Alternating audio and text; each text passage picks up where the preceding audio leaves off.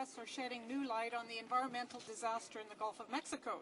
We've learned that when the offshore drilling industry alone is left to regulate such high-risk activity, it's fraught with problems. Now, in Canada, the Conservatives are blindly trusting industry without any independent verification of their emergency plans. Since the Conservatives are acting as a rubber stamp for the oil companies, are they prepared to take responsibility if a similar catastrophe happens in Canada? Honourable Minister of Natural Resources. Speaker, this is not true. You know, the health and safety of Canadians remains the Government of Canada's top priority. This is it, Mr. Speaker. l'Office national de l'énergie. The National Energy Board has announced that it would institute a process for ocean drilling. It will hold open and transparent hearings.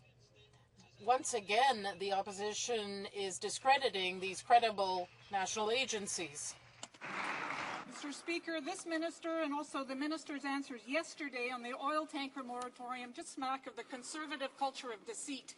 Our Pacific North Coast has narrow, rocky, storm-lashed inland channels with fragile ecosystems, and the tanker exclusion zone the minister talked about yesterday does nothing to protect these inland waters at all.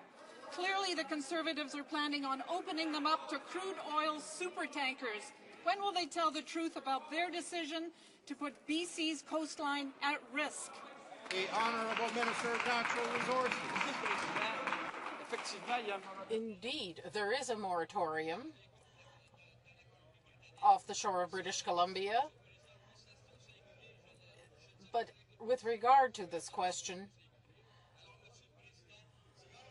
Mr. Speaker, it's out of the question for the government to lift that moratorium.